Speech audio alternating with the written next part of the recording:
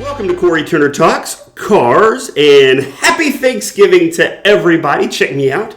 I even dressed appropriately. I have my turkey suit on. I only get to break it out once a year, thank goodness. So I thought I would wear it today and wish you a happy Thanksgiving. Let's lose that for right now. Today I want to talk about a really brief history of the Macy's Day Parade and some of their floats. Now, I think it's our traditions that keep us connected to the past.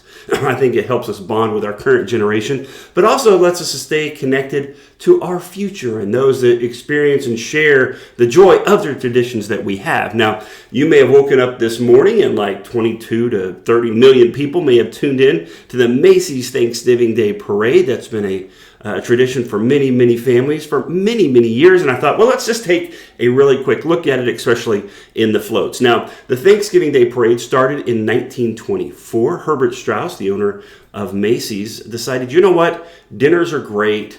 The Thanksgiving dinner and giving thanks, that's great. But let's do something that's really a celebration of Thanksgiving. And he decided to put together the Macy's Day Parade that has grown to what we know it is now. So let's take a look at some of the things. So the first Santa float was in 1924, that very first Macy's Thanksgiving Day Parade. I got to be honest with you, the first Santa always scared me a little bit, a little spooky. Costumes weren't quite where they are now, right? But that was pretty cool. So the Santa float in 1924. And then we move on also there in 1924, just kind of look at the history of some of that. That is Little Miss Muffet set on her Tuffet float, right? So they're pulling that float there. Now, in 1927, Felix the Cat debuted as a balloon. I think it was either that year or maybe a couple of years before they stopped using live animals. They had elephants and different things going through.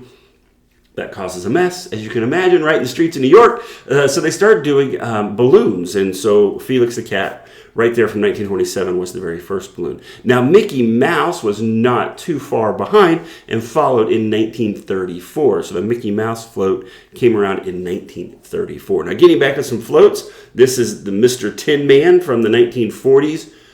They say no relations to the Wizard of Oz, but come on, let's take a look at that. I don't know. Kind of looks like Wizard of Oz, but that's okay.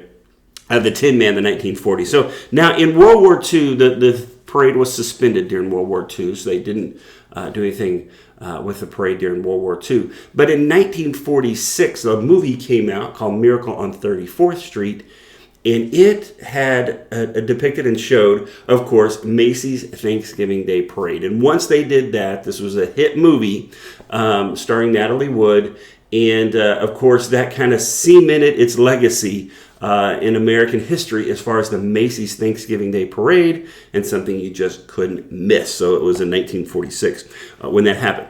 In the 1950s, we started seeing a lot of theater stars come on. Here they are on the bell float, singing and entertaining the crowd that way. Now in the 1960s, some of my favorites, the Peanut Gang started hitting as far as big balloons. We had Charlie Brown, and really, what holiday season is complete without watching the Peanut movies, right? I love those. This year, I think Apple TV may have bought the rights to the Peanut movies, so there's a chance we may not get to see them on regular TV, but of course, we are. Now, of course, you can look it up and watch it anytime you want to, but I like to wait and watch it during the season.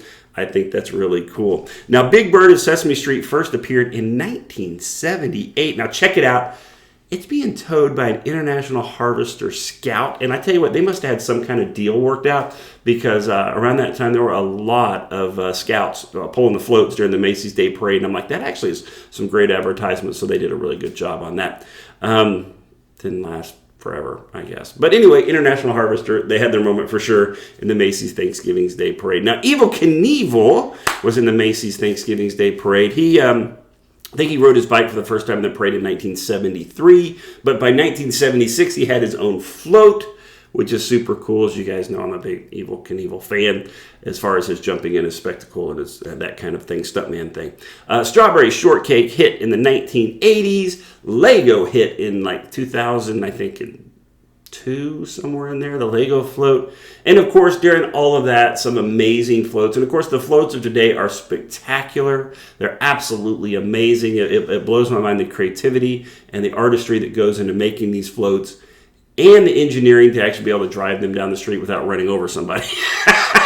I think that's pretty cool too. And I tell you what, like I said earlier, I think we're going to take a look at some more of their floats, a little more in depth, and look at how they actually work. Maybe we can go somewhere and film while they're making a float. That would be cool. But just a real quick video today to say thank you all so much for watching the show. Thank you for subscribing. And thank you so much for interacting. I've had a great time. I love having people to talk about cars with.